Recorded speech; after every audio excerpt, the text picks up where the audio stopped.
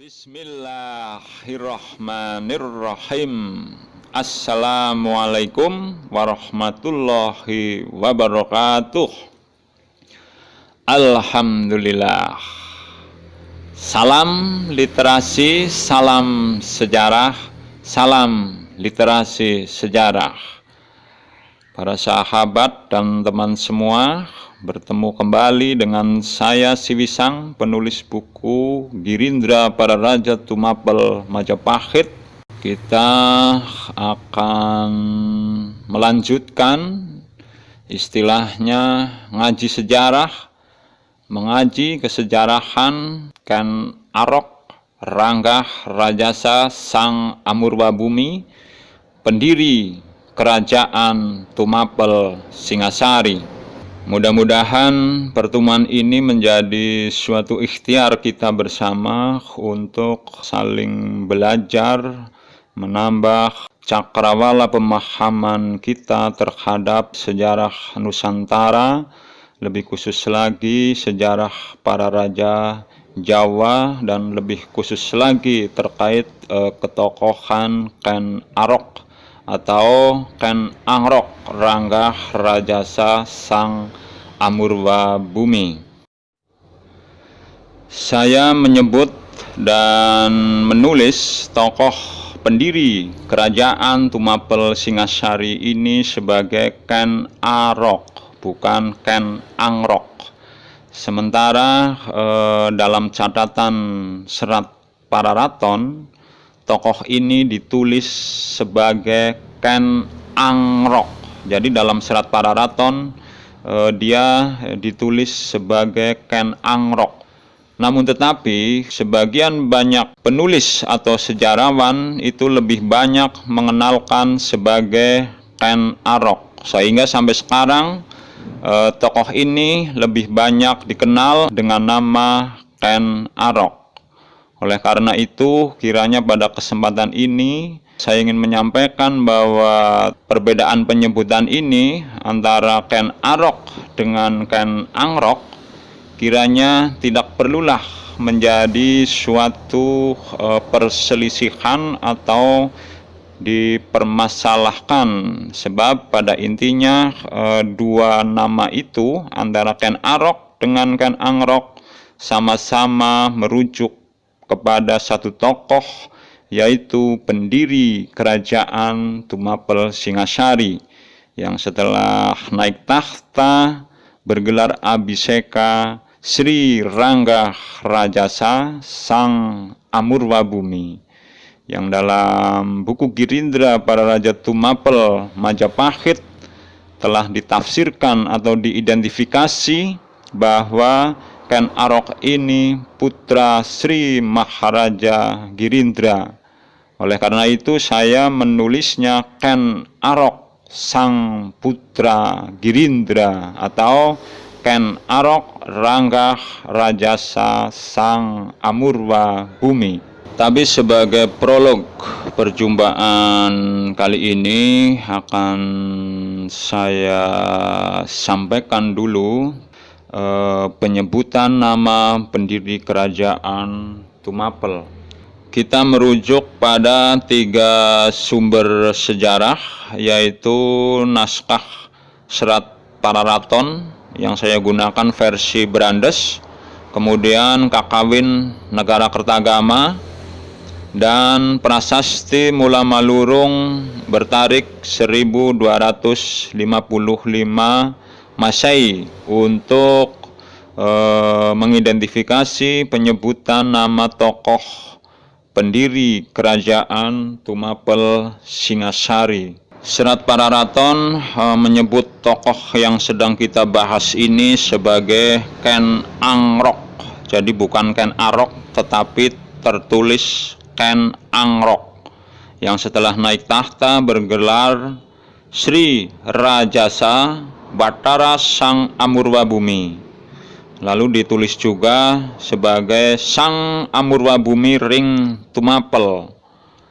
Dalam naskah Pararaton, istana atau ibu kotanya bernama Tumapel, sedang negaranya bernama Singasari. Naskah ini juga mencatat bahwa Sang Amurwabumi didarmakan di Kagenengan. Ini nanti bisa kita cek bahwa antara Serat Pararaton dengan Negara Kertagama dan Prasasti Mula Malurung itu terdapat kesesuaian terkait penamaan atau penyebutan nama pendiri kerajaan Tumapel Singasari. Sementara dalam naskah Kakawin Nagara Kertagama, Ken Arok ditulis sebagai Ranggah Rajasa. Ranggah Rajasa. Lalu Girindra Atmaja dan Girindra Atmasunu. Ini ada dalam pupuh 40. Lalu disebut juga sebagai Batara Kagenengan. Sedang ibu kota negaranya bernama Kutaraja. Kerajaannya Tumapel. Nah, ini zaman Kertanagara itu berganti nama Negara Singasari. Naskah Nagara Kertagama juga menyebutkan bahwa Ranggah Rajasa didarmakan di Kagenengan sebagai Siwa dan di Usana sebagai Boda. Kemudian dalam Prasasti Mula Malurung 1255 Masehi, yang pada waktu itu memerintah Maharaja Seminingrat atau Wisnuwardana di kerajaan Tumapel, disebut dalam prasasti negaranya bernama Tumapel. Sementara tokoh pendiri kerajaan Tumapel ini ditulis sebagai Batara nama Siwaya. Lalu Sira Sanglina Ring Dampar Kanaka ini disebut sebagai Kaki Nira Seminingrat atau kakek dari Maharaja Seminingrat Wisnuwardana, ayah Sri Kertanagara. Ini ada termuat dalam lempeng 9A baris 6 dan 7. Kemudian pada lempeng 2B baris 2 dan 3 menulis tokoh ini sebagai Sira Sanglina Ring Dampar Mas. Sira Sanglina Ring Dampar Mas itu sama artinya sebagai Sira Sanglina Ring Dampar Kenaka, atau dia yang meninggal di Dampar Kencana atau Singasana Raja. Kemudian dalam lempeng 2B ini dicatat pula Sang Hyang Dharma Kagenengan. Ini sama artinya dengan Sang Batara Kagenengan. Nah, para teman dan sahabat, berdasarkan berita dari 3 sumber sejarah, yaitu Prasasti Mula Malurung, Serat Pararaton, dan Kakawin Nagara Kertagama, ternyata terdapat kesesuaian atau kecocokan penyebutan nama pendiri kerajaan Tumapel Singasari. Dalam Serat Pararaton itu ada unsur nama Sri Rajasa dan Sang Amurwabumi. Sementara ada unsur didarmakan di Kagenengan, itu bisa disebut sebagai Batara Kagenengan. Kemudian dalam Kakawin Nagara Kertagama ada unsur nama Ranggah Rajasa. Kemudian ada istilah Batara Kagenengan juga, jadi cocok dengan berita Serat Pararaton. Dan Nagara Kertagama ini yang menarik adalah Ranggah Rajasa ditulis sebagai Girindra Atmasunu atau Girindra Atmaja. Ini artinya putra Girindra. Sunu atau Atmaja itu artinya putra. Lalu dalam Prasasti Mula Malurung juga terdapat kesesuaian bahwa tokoh pendiri Tumapel ini didarmakan di Kagenengan. Siapa lagi yang didarmakan di Kagenengan selain Sri Rajasa atau Ranggah Rajasa atau Ken Arok? terkait penamaan kerajaan itu terdapat perbedaan berita antara Serat Pararaton dengan naskah Nagarakertagama dan Prasasti Mula Malurung. Dalam Serat Pararaton disebut nama negaranya Singasari, ibu kotanya Tumapel. Sementara dalam Kakawin Nagarakertagama nama negaranya Tumapel, ibu kotanya Kutaraja. Ini sama dengan berita dalam Prasasti Mula Malurung yang menyebut negaranya sebagai negara Tumapel. Sehingga dalam hal ini terkait penamaan negara saya lebih cocok atau sependapat bahwa kerajaan awal yang didirikan oleh Ken Arok adalah kerajaan Tumapel yang beribu kota di Kutaraja. Kemudian pada zaman Sri Kertanagara, kerajaan ini berganti nama Singasari. Maka berdasarkan uraian tersebut, merujuk 3 sumber yang telah kita bahas tadi, saya menyimpulkan bahwa Ken Arok atau Ken Angrok adalah pendiri kerajaan Tumapel Singasari yang setelah naik tahta kemaharajaan bergelar Abhiseka Sri Rangga Rajasa Sang Amurwa Bumi. Dan saya juga bisa menyebut bahwa Ken Arok Sang Putra Girindra atau Ken Arok Rangga Rajasa Sang Amurwa Bumi. Pada kesempatan ini juga saya sampaikan bahwa setelah penautan 3 sumber sejarah, Serat Pararaton, Nagarakertagama, dan Prasasti Mula Malurung, menunjukkan bahwa ini membuktikan bahwa Ken Arok atau Ken Angrok adalah Batara Kagenengan. Jadi ini menjadi bukti bahwa Ken Arok atau Ken Angrok adalah tokoh nyata, bukan tokoh fiktif sebagaimana pendapat sebagian sejarawan yang mengatakan Ken Angrok tokoh fiktif. Para teman dan sahabat, sudah saya sajikan prolog untuk mengawali perjumpaan pada kesempatan ini, melanjutkan perjumpaan sebelumnya. Kita membahas tafsir sejarah Ken Arok Rangga Rajasa Sang Amurwa Bumi.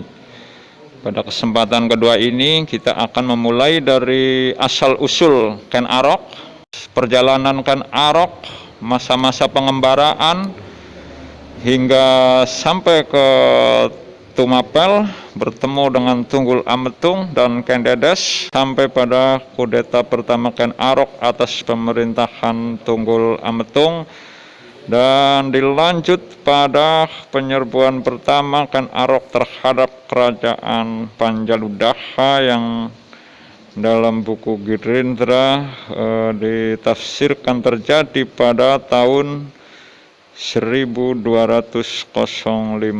Masehi. Ini merujuk pada penafsiran pembacaan atas Prasasti Lawatan bertarik 18 November 1205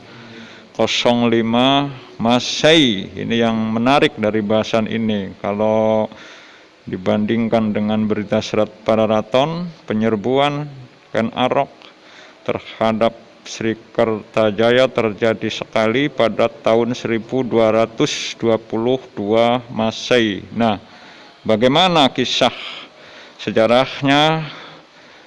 Kita lanjut pada pertemuan kali ini. Tapi sebelumnya, jangan lupa sudilah kiranya para teman sahabat untuk mendukung kanal YouTube The Blangsakan supaya pada postingan-postingan selanjutnya bisa lebih baik dan teman sahabat mendapat pemberitahuan update postingan terbaru, silakan pencet tombol merahnya, klik subscribe, klik tanda lonceng juga, lalu klik like dan share, bagikan, lalu silakan komen. Semoga video ini bermanfaat, menambah konten literasi sejarah, menambah literatur terkait sejarah para raja, khususnya kesejarahan Ken Arok atau Ken Angrok. Teman dan sahabat, inilah tasir terbaru sejarah Ken Arok Ranggarajasa Sang Amurwabumi yang terdapat dalam buku Girindra pada Raja Tumapel Majapahit. Ini bab Ken Arok ada dalam jilid 2 era Tumapel. Prapanca menulis dalam Kakawin Nagara Kertagama bahwa pada tahun Saka 1104 atau 1182 Masehi ada Raja Perwirayuda sang putra Girinata. Konon kabarnya lahir tanpa ibu, semua orang tunduk sujud menyembah kaki sebagai tanda bakti. Rangkah Rajasa namanya, penggembur musuh, pahlawan bijak. Kutipan berita ini termuat dalam Kakawin Desa Warnana alias Nagara Kertagama, Pupuh 40 bait pertama. Prapanca mendapatkan cerita ini dari Dang Acarya Ratnamsah ketika mengunjungi Candi Mireng, tempat pendarmaan Dyah Lembutal. Secara lengkap termuat mulai bait pertama sampai ke 5 Pupuh 40 Kakawin Negara Kertagama. Pupuh 40 bait 1 sampai 5 ini terjemahannya. Pada tahun Saka Lautan Dasa Bulan atau 1104 Saka atau 1182 Masehi ada Raja Perwirayuda putra Girinata, konon kabarnya lahir di dunia tanpa ibu. Semua orang tunduk sujud menyembah kaki bagai tanda bakti. Rangkah Rajasa nama beliau, penggembur musuh, pahlawan bijak. Daerah luas sebelah timur Gunung Kawi terkenal subur makmur. Disitulah tempat putra Sang Girindra menunaikan dharmanya, menggirangkan budiman, menyirnakan penjahat, meneguhkan negara. Ibu negara bernama Kutaraja, penduduknya sangat terganggu. Tahun Saka Lautan Dadusiwa atau 1144 Saka atau 1222 Masehi, beliau melawan Raja Kediri Sang Adiperwira Kertajaya, putus sastra serta tatwa padesa. Kalah ketakutan, melarikan diri ke dalam biara kecil. Semua pengawal dan perwira tentara yang tinggal mati terbunuh. Setelah kalah Narpati Kediri, Jawa di dalam ketakutan. Semua raja datang menyembah, membawa tanda bakti hasil tanah. Bersatu Jenggala Kediri di bawah kuasa satu Raja Sakti, cikal bakal para Raja Agung yang memerintah Jawa. Makin bertambah besar kuasa dan megah putra Sang Girindra. Terjamin keselamatan Pulau Jawa selama menyembah kakinya. Tahun Saka Muka Lautan Rudra atau 1149 Saka atau 1227 Masehi, beliau kembali ke Siwapada, dicandikan di Kagenengan bagai Siwa, di Usana bagai Buddha. Kalau dalam Kakawin Negara Kertagama yang ditulis Prapanca, Ken Arok disebutkan lahir tanpa seorang ibu. Jadi konon kabarnya lahir tanpa seorang ibu. Nah, informasi ini didapat prapanca dari Dang Acarya Ratnamsah, karena kisah cerita sejarah Ken Arok itu didapat prapanca dari riwayat yang disampaikan oleh Dang Acarya Ratnamsah. Kalimat konon kabarnya lahir tanpa seorang ibu ini bisa dimaknai bahwa Ken Arok lahir tanpa diasuh ibu kandung sendiri, atau sejak kecil Ken Arok sudah terpisah dari ibunya. Nah, ini ada keklopannya atau ada kemiripannya dengan riwayat dalam Serat Pararaton bahwa sejak bayi Ken Arok itu sudah terpisah dengan Ken Endog yang merupakan ibu kandung biologisnya. Negara Kertagama tidak jelas menyebut siapa ayah Ken Arok. Dalam Negara Kertagama, sebagaimana sudah dipaparkan dari awal, Ken Arok ditulis sebagai Girindra Atmasunu dan Girindra Atmaja, atau putra Girindra, putra Raja Gunung, putra Raja Penganut Siwa. Nah, ini perlu ditafsirkan siapa sang Girindra itu. Nah, sementara kalau dalam Serat Pararaton, Ken Arok memiliki ayah biologis Dewa Brahma. Nah, dari sini dapat diure sebagaimana dalam buku Girindra mencatat bahwa sesungguhnya prapanca mengetahui riwayat Ken Arok sebagai keturunan Raja Jenggala Sri Maharaja Girinata atau Sri Maharaja Girindra. Karena itu menyebut Ken Arok sebagai sang putra Girinata atau sang putra Girindra atau Girindra Atmasunu. Tadi ada kumandang adzan duhur, kita jeda sejenak dan sekarang kita lanjut analisa Ken Arok. Berdarah raja dikuatkan berita Pararaton yang menyebut Ken Arok putra Dewa Brahma, kemudian diambil anak oleh Dewa Siwa, dan akhirnya pada dirinya menitis Dewa Wisnu. Tetapi ia lebih dikenal sebagai putra Girindra atau putra Dewa Siwa. Penyebutan Ken Arok sebagai putra Dewa Brahma dan putra Girindra memiliki kesamaan makna bahwa Ken Arok berdarah Raja Penganut Siwa, yaitu Raja Jenggala Sri Maharaja Girindra.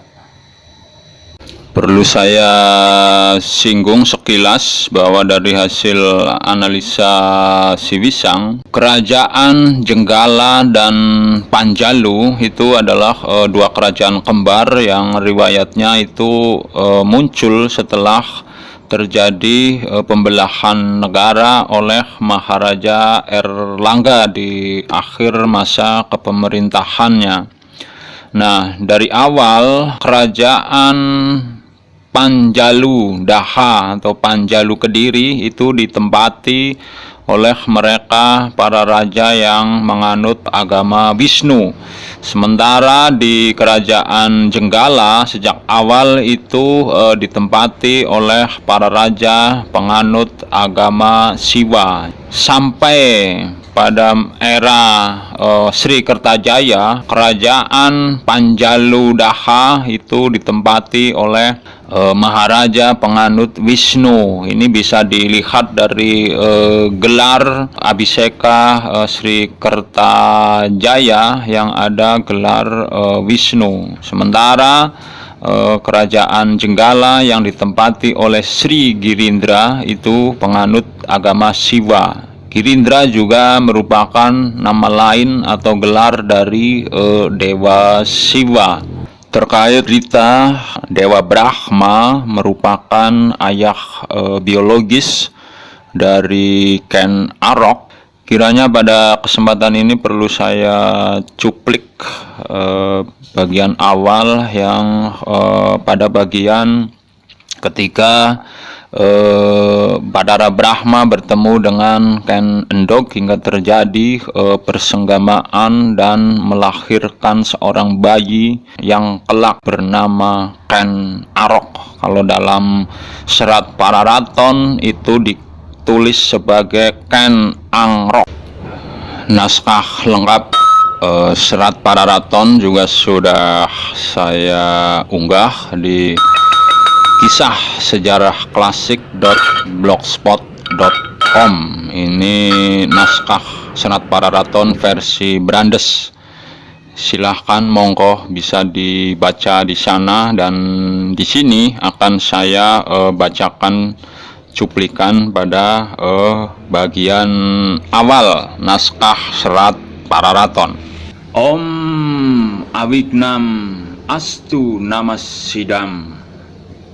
Nihan katuturanira Ken Angrok, mulanira duktina deken manusia, hana anak kirarang daning ciput, lumakutan rahayu, amekati apusira, pinakapaman caning hyang sukma, sah sira saking ciput, hangungsi siraring mandaling bulalak.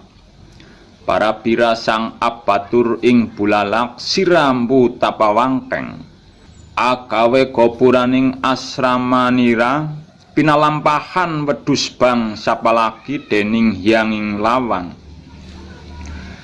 Lingira tapawangkeng, nora olihing apeningan, dadi agawea papa patakaning awak, yan amati matia janma, noranata amutusakena papaloking caru wedus bang ika. Dadi tasang amegati apus angling, asanggup makasaruaning lawangi rambut tapawangkeng. Satya tasira asanggup pinakasaru, marganira mulia maring Wisnu buwana, tumitisa maring wibawa janma, maring madya padamuwah, mangkana pamalakunira. Irika taduk inastuan tumitisa deni rambut tapawangkeng, tinut irasaning kapralinanira.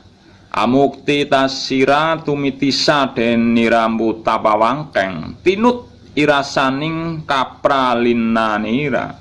Amukti tasira pitung mandala, rihuwus nira pralina, irika tasira pinakasaru deni rambut tapawangkeng. Telah sira mangkana murta sira maring Wisnu buwana, tan linok ing rasaning sengketanira, sang pinakasaru amalaku tasira titisakenari wetaning kawi. Sira Batara Brahma angiling-ilingi tasira rawanganira yugaha, huwusing mangkana hanata wong apangantenan, hanar sedeng akurenan sih, lanang aran sira Gajah Para, wadon aran sira Ken Endog. Angulahaken atatanen, maring sawah Ken Endog angirimi lakine Gajah Para, araning sawah ngenirangirim ring ayuga. Pradesanira Ken Endog aran ing Pangkur. Tumurun sira irika Batara Brahma asanggama lawan Ken Endog, enggenirayuga ring Tegal lalateng. Anggenaken stris samaya sira Batara Brahma, hayo kita asanggama lawan lakintamuwah. Yen ko asanggamaha lawan lakimu, lakimu mati muwah kaca campuran mene yugamami iku. Arane yugamami iku Ken Angrok, iku tembe kang amuter bumi Jawa. Muksah sira Batara Brahma, Sira ken endog anuli maring sawah, katemu sira gajah para, lingira ken endog. Kaki gajah para bruhanira yen ingsun rinowang asanggama denira hyang tan katingalan ri tegaling lalateng. Wekasira ring ingsun, hayo aturu lawan lakinta muwah-muwah, mati lakinta yan amaksana tu aturu lawan kita, kalawan kata campuran yuganingong iku. Tumuli mulih sira gajah para, tekaring umah den ajak aturu sira ken endog, harep derowangana asanggama malih. Harep den rawanga asanggama maneh, alumuh sira ken endog ring Ki Gajah Para. Kaki gajah para, pegat ingsun omah-omah lawan sira, awet disun ing pangucap Sang Hyang, tanpa weh yen atemu manih lawan sira.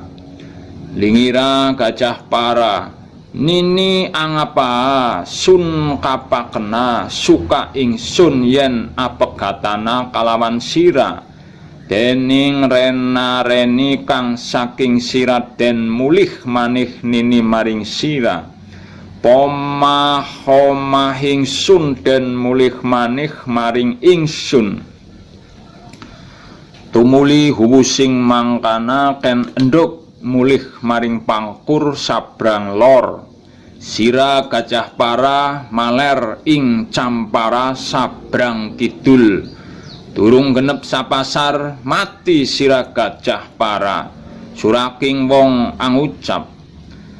Kamakara panase rareng jero weteng iku, durung pira pepegatane ramane lanang wadon, tur wong atuwane lanang mati. Wekasan huwus genep leking rare metu rare lanang, binuncal ing babajangan deniraken endog. Dadi hana wong amaling aran sira lembong, kasasar ing babajangan, tumingal ing murub pinaran denira lembong, amiresep rare anangis pinarekan dening lembong, singgih kang murub rare anangis ika. Sinambut ing emban binekta mantuk, den aku weka dera lembong. Angrungu sira ken endog yen sira lembong angaku aku weka, ring rowange legi lembong kang awerta. Anengguh rare antuke amamanggih ring pabajangan, katon murub ing ratri. Tumuli pinaran deniraken endog, singgih sira nakira kecapiraken endog. Kaki lembong, menawa siratan supeksa ring rare kang denira manggih iku, anak ingsun punika. Anak ingsun punika kaki, ayun sira kaki, wikana purwakanipun antukira Batara Brahma asanggama kalawan isun punika. Hayo tanpa mule sira ring rare punika, upama ababu kakalih ababa tunggal, samanipun rare punika. Demikian cuplikan naskah asli Serat Pararaton bagian awal yang mengisahkan tentang awal mula kelahiran bayi Ken Arok hingga kemudian diasuh oleh Lembong, seorang pencuri. Secara ringkas, Pararaton menuturkan bahwa Ken Arok merupakan titisan pemuda desa Jiput, anak janda Jiput, berperilaku buruk, doyan melanggar norma kesusilaan, yang setelah pergi ke desa Bulalak mengabdi kepada kepala desa bernama Mpu Topo Wangkeng, bersedia menjadi korban pembangunan pintu gerbang asrama Mpu Topo Wangkeng dengan harapan dapat kembali ke surganya Dewa Wisnu dan menjelma kembali atau menitis di dalam kelahiran mulia, hidup kembali ke alam tengah, menikmati 7 turunan dan meminta dijelmakan di sebelah timur Gunung Kawi. Keinginan pemuda Jiput itu terwujud ketika Dewa Brahma menitipkan endog kepada istri Gajah Para bernama Ken Endog. Setelah genap bulannya, lahirlah seorang anak laki-laki dari rahim Ken Endog. Anak itu kemudian dibuang di kuburan oleh Ken Endog. Seterusnya ada seorang pencuri bernama Lembong tersesat di kuburan dan melihat ada benda nyala, dan setelah didekati ternyata seorang bayi. Zaman dulu bayi hebat, bayi berdarah luhur, selalu dilambangkan dengan keluarnya cahaya menyala. Kemudian bayi itu dibawa Lembong, dan sejak saat itu hubungan antara Ken Arok dengan ibu kandungnya terpisah.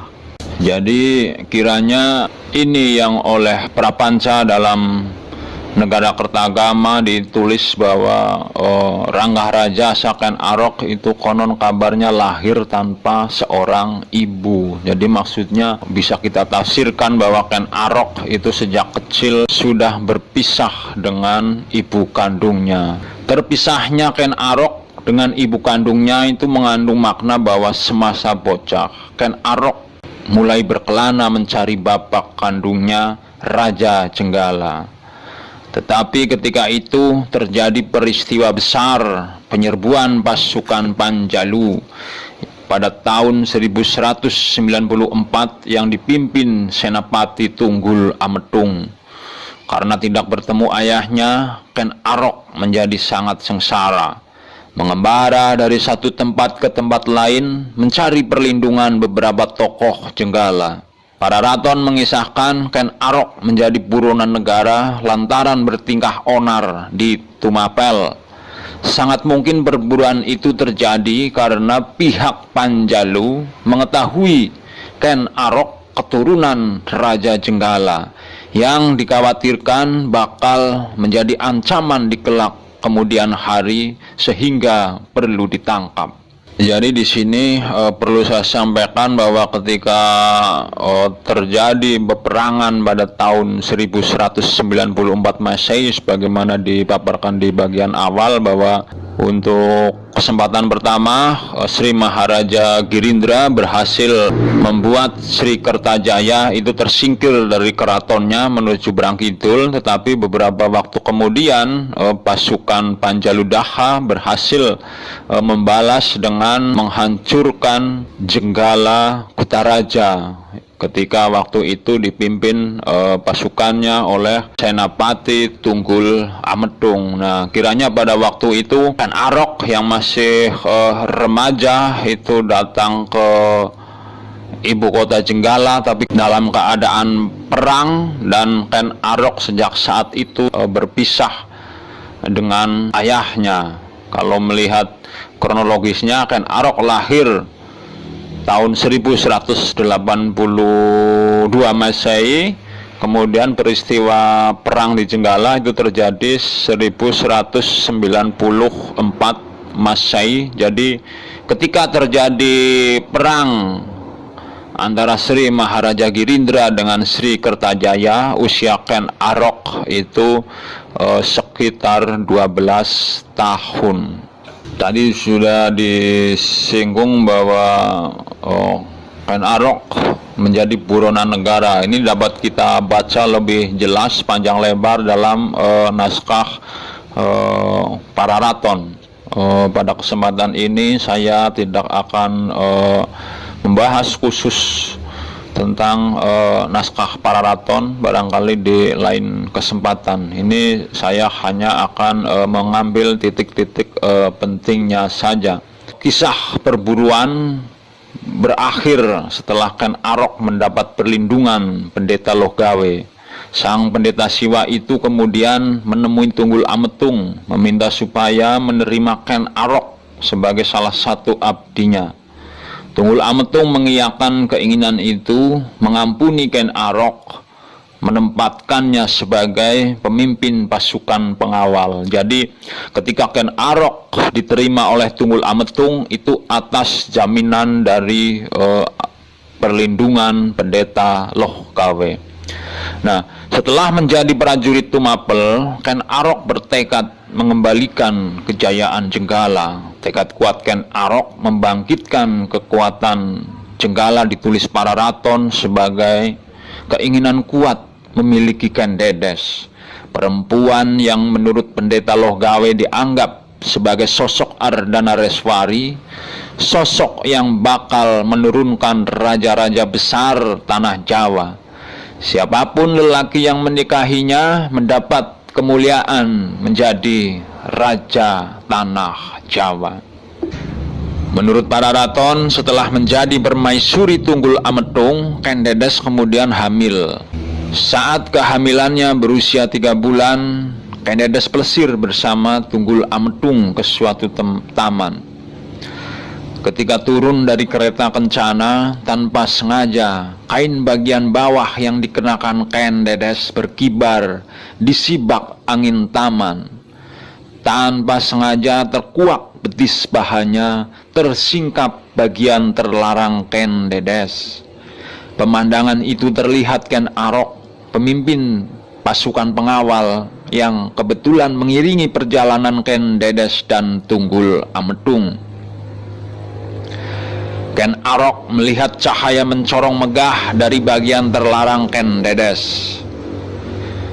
Sekembalinya rombongan ke Tumapel, Ken Arok segera menemui gurunya Bu Loh Gawe, menceritakan pengalamannya kepada pendeta Siwa dari tanah Hindi itu.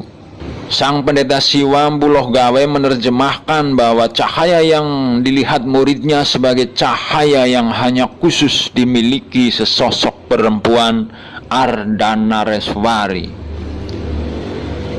Ia perempuan paling utama, meskipun orang berdosa, siapapun yang menikahi perempuan Ardanareswari akan menjadi maharaja.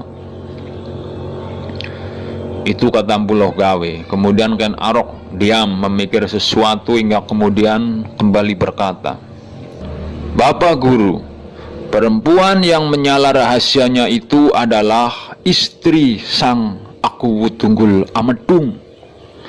Jika demikian, saya akan melenyapkan Sang Akuwu dan mengambil istrinya itu.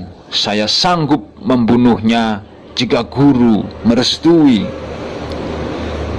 "Ya," jawab sang pendeta Loh Gawe, "tentu matilah Tunggul Ametung olehmu. Hanya aku tak pantas memberi restu atau mengizinkanmu, karena hal itu bukan sikap dan tindakan seorang pendeta.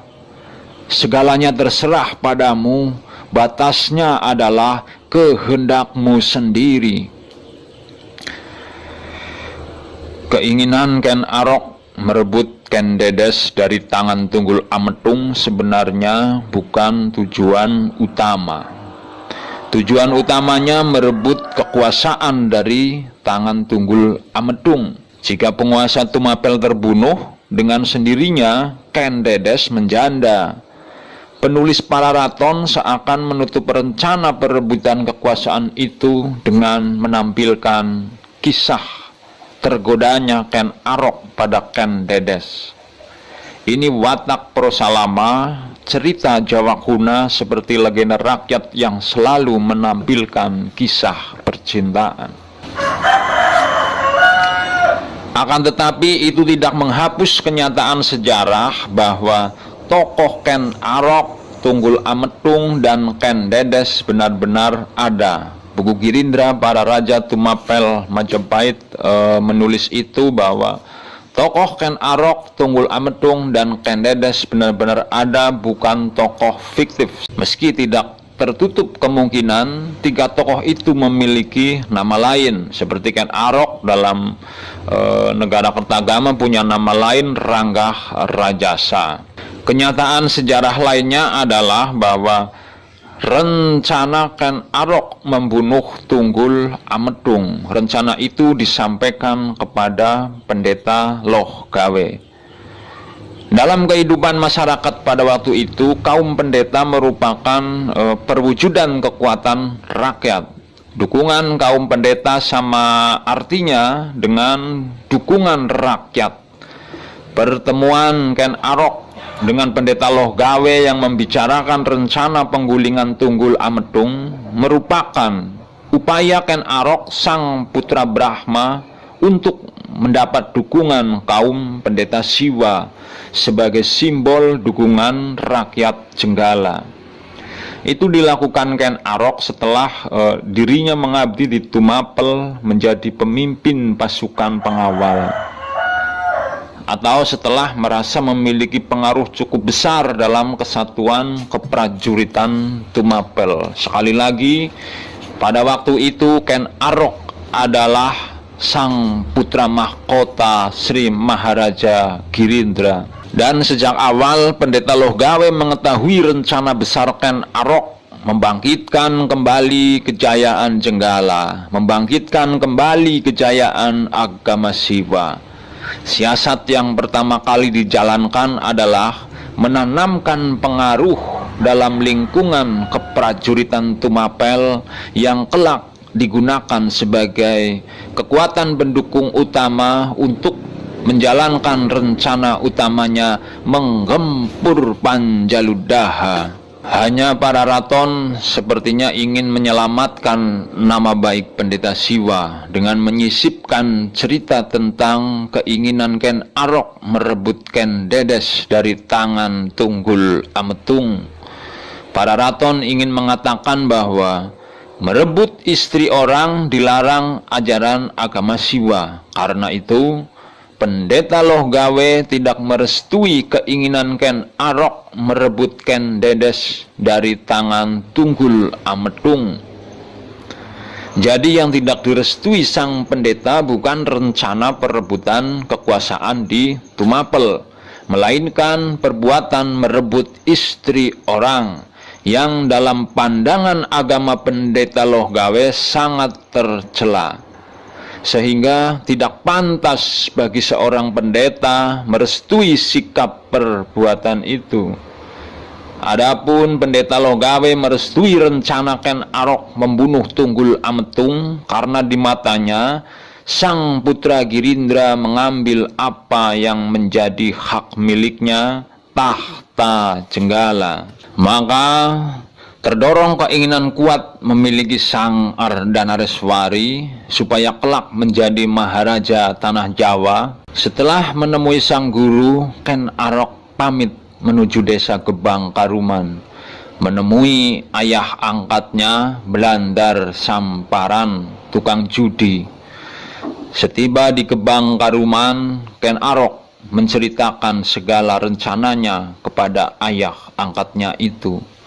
Jadi pertemuan Ken Arok dengan ayah angkatnya itu ibarat kata sebagai permohonan dukungan doa restu dari orang-orang yang sangat dihormati, yang telah membimbing Ken Arok. Diantaranya adalah Blandar Samparan. Meskipun dia seorang tukang judi, tapi Blandar Samparan telah dengan tulus membimbing dan membesarkan Ken Arok. Oleh karena upaya untuk merebut kekuasaan dari Tunggul Ametung setelah disampaikan kepada gurunya, kemudian meminta pertimbangan dari ayah angkatnya yaitu Blandar Samparan.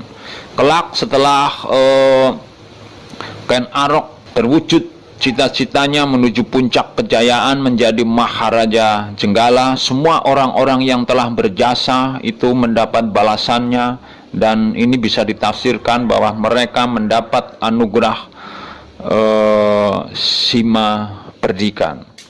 Kita lanjut terkait pertemuan Ken Arok dengan Blandar Samparan. Maka demi mendengar penuturan Ken Arok yang meminta persetujuan pada niatnya menghabisi Tunggul Ametung, serentak Bango Samparan merestui. Kemudian Bango Samparan yang juga kerap dipanggil Blandar Samparan menyarankan supaya Ken Arok supaya menemui seorang empu sakti di desa Lulukambang bernama Mpu Gandring. Tunggul Ametung sangat sakti, kebal tusuk segala senjata. Harus menggunakan senjata sakti untuk membunuh penguasa Tumapel itu. Satu-satunya jalan adalah menggunakan keris tempaan Mpu Gandring. Ken Arok mengikuti segala saran ayah angkatnya. Menemui Mpu Gandring, memesan sebilah keris paling ampuh. Harus cepat selesai sebelum pergi dari hadapan sang empu. Ken Arok bilang bakal datang ke Lulukambang 5 bulan lagi mengambil keris pesanannya. Jangan 5 bulan, Mpu Gandring keberatan. Jika kamu mengingini keris seperti itu, kira-kira setahun baru selesai menempanya. Pokoknya, aku menghendaki keris pesananku selesai 5 bulan. Ken Arok pergi meninggalkan Mpu Gandring dan kembali lagi tepat 5 bulan kemudian. Terkejut demi melihat keris pesanannya masih setengah jadi. Serta-merta Ken Arok menghunus keris, menikam sang empu. Sebelum hembusan napas terakhir, Mpu Gandring mengeluarkan kutukan bahwa kelak Ken Arok setujuh turunannya tewas termakan keris itu. Nah, itu teman dan sahabat, itu riwayat yang tercatat dalam serat Pararaton, riwayat ketika masa awal Ken Arok hingga muncul riwayat terkait keris Mpu Gandring. Ini jangan kita baca seutuhnya, tapi memang benar-benar harus ada penafsiran ulang atau pembacaan kritis, karena naskah sejarah dalam bentuk naskah sastra ini banyak mengandung atau membawa pesan-pesan atau simbol-simbol yang siningit atau makna di balik cerita. Pada kesempatan lain akan kita bahas bagian khusus terkait pembacaan atau tafsir khusus serat Pararaton. Kita lanjut. Sampai kemudian terdorong keinginan kuat menjadi Maharaja Tanah Jawa, Ken Arok segera melancarkan aksinya, menyingkirkan pemegang kekuasaan Tumapel Adipati Tunggul Ametung. Berdasarkan pembacaan prasasti Mula Malurung 1255 Masehi, Tunggul Ametung kemudian didarmakan Tunggul Ametung didarmakan di Pager atau Pagerwojo dengan candi bernama Narasingajaya. Dalam serat Pararaton secara ringkas diriwayatkan bahwa setelah mendapatkan keris Mpu Gandring, Ken Arok kemudian meminjamkan kepada salah seorang sahabatnya, yaitu Kebo Ijo, karena dia berkawan akrab dan si Kebo Ijo itu sangat tertarik, berminat, ingin memiliki Mpu Gandring, tetapi oleh Ken Arok dipinjamkan. Singkat kata, Kebo Ijo sekarang memegang keris Mpu Gandring, kemudian lama dipamerkan kepada orang-orang bahwa keris Mpu Gandring itu miliknya. Akhirnya orang Tumapel tahu bahwa yang punya keris itu, keris Mpu Gandring, adalah Kebo Ijo. Hingga tiba hari yang telah ditetapkan, Ken Arok tanpa sepengetahu Kebo Ijo, dia mengambil diam-diam keris Mpu Gandring itu. Dan dengan keris Mpu Gandring dia mendatangi Tunggul Ametung lalu menikamnya. Tak ada orang yang tahu kalau Tunggul Ametung tertikam keris Mpu Gandring oleh Ken Arok. Kemudian Ken Arok sengaja meninggalkan keris Empu Gandring di tubuh Tunggul Ametung.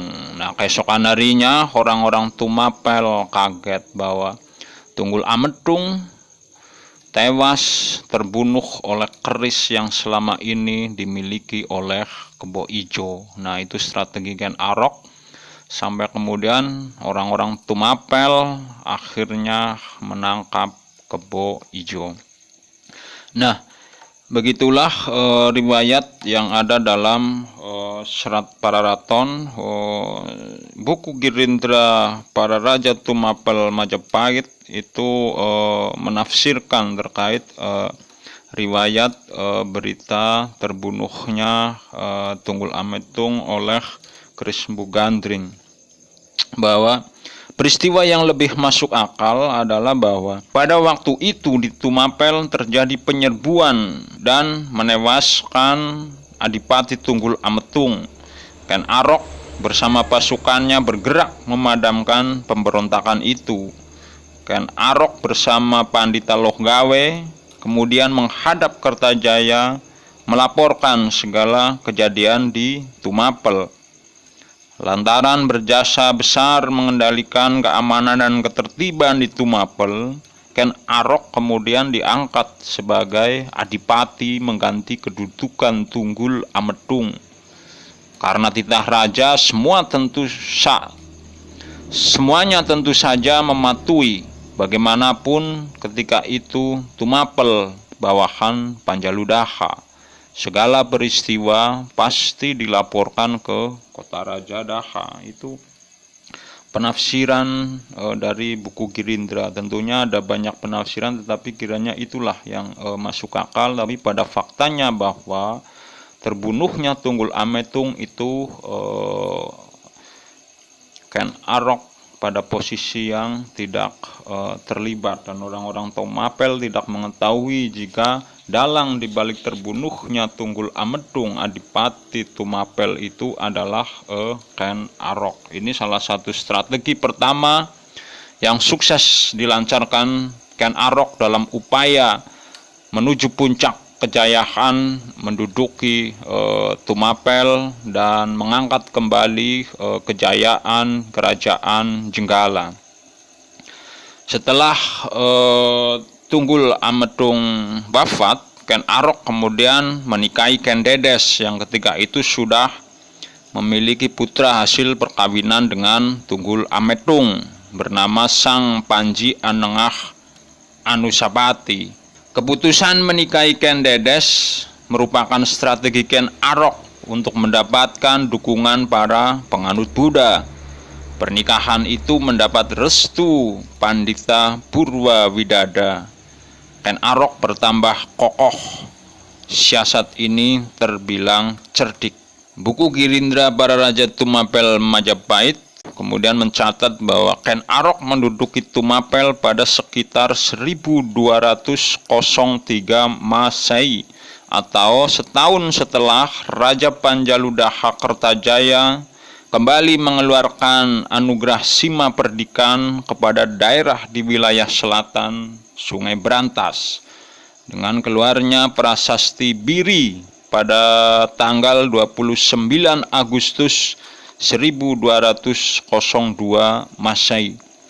Sekarang daerah Biri dikenal sebagai Cuwiri dekat Kalangbret, Tulung Agung. Kemudian pada tanggal 4 April 1204 Masehi, Raja Kertajaya kembali mengeluarkan prasasti untuk menetapkan daerah Sumberingin Kidul sebagai tanah perdikan. Desa Sumberingin Kidul sekarang terletak di Kecamatan Ngunut, Tulung Agung. Ketika naik menjadi Adipati Tumapel menggantikan Tunggul Ametung, Ken Arok berusia sekitar 21 tahun. Ini pada masa itu Ken Arok adalah tokoh muda yang sedang bercita-cita membangkitkan Jenggala dari kungkungan kekuasaan Kertajaya. Buku Girindra mencatat juga pada tahun 1204 Masehi, Ken Arok itu tidak menghadiri pertemuan agung di Istana Daha. Ini salah satu upaya untuk Balela atau mulai pelan-pelan dia Ken Arok untuk mengadakan perlawanan secara halus terhadap Kertajaya dengan cara dia tidak hadir dalam pisauanan agung di Istana Daha. Sikap itu tentu saja bikin Raja Kertajaya murka. Sebagai pejabat bawahan Panjalu, Ken Arok berani balela pada titah sang raja. Kemudian, setahun kemudian, setelah kuat dukungan dari para pengikut maupun para pandita Siwa dan Boda, pada awal 1205 Masehi, disaksikan para pemuka agama Siwa dan Boda, Ken Arok memisahkan diri dari Panjalu, mengubah Tumapel sebagai kerajaan merdeka, menobatkan sebagai raja penerus kejayaan Jenggala, mengambil gelar Abhiseka Sri Rangga Rajasa Sang Amurwa Bumi. Sang putra Girindra kini Raja Tumapel beribu kota di Kutaraja. Serat Pararaton menulis sebagai Sri Rajasa Sang Amurwa Bumi. Nah, pada bagian ini saya kembali menegaskan bahwa Ken Arok itu tokoh nyata, bukan tokoh fiktif. Tokoh nyata yang merupakan pendiri kerajaan Tumapel. Nah, setelah menjadi Maharaja Tumapel, Ken Arok punya gelar Sri Rangga Rajasa Sang Amurwa Bumi. Kemudian masih pada tahun 1205 Masehi, Rangga Rajasa melancarkan serangan pertama ke Panjaludaha. Raja Kertajaya yang tidak menduga serangan itu terpaksa menyingkir ke selatan Sungai Berantas, mendapat perlindungan seluruh penduduk Bumi Lawa dan Tulung Agung. Sampai akhirnya Sri Kertajaya berhasil menduduki kembali singgasana di Istana Daha setelah kekuatan Lawadan membantu memukul pasukan Rangga Rajasa. Sebagai balas jasa atas segala pertolongan agung itu, Raja Kertajaya menganugerahi desa atau Tani Lawadan sebagai sima perdikan kerajaan Panjaludaha. Teman dan sahabat, jadi Ken Arok ternyata pertama melancarkan serbuan ke Panjaludaha pada tahun 1205 Masehi. Itu nanti masih ada serbuan terakhir pada tahun 1222 yang berhasil menghancurkan kemaharajaan Sri Kertajaya. Kalau dalam Serat Pararaton hanya dicatat penyerbuan pada tahun 1222. Tapi dalam buku Girindra itu tercatat dua penyerbuan penting, yaitu penyerbuan pertama pada tahun 1205 dan nanti penyerbuan terakhir 1222. Teman dan sahabat, sampai di sini dulu sementara pertemuan pada kesempatan ini. Masih ada panjang uraian terkait kesejarahan Ken Arok. Pada bagian selanjutnya akan kita bahas uraikan keturunan Ken Arok, para putra dan putri Ken Arok dari perkawinannya dengan Ken Dedes dan Ken Umang.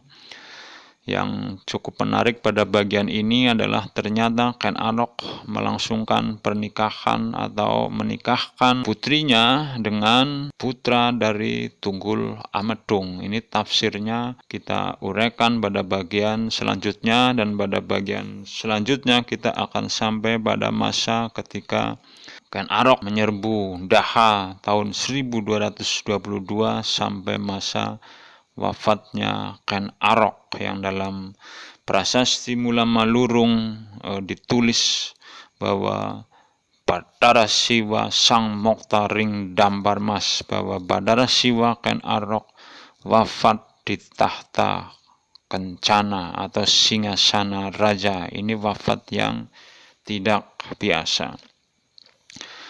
Demikian, jangan lupa silakan pencet tombol merahnya, klik subscribe dan pencet lonceng, juga klik like dan silahkan komen dan silahkan bagikan jika dirasa video ini bermanfaat.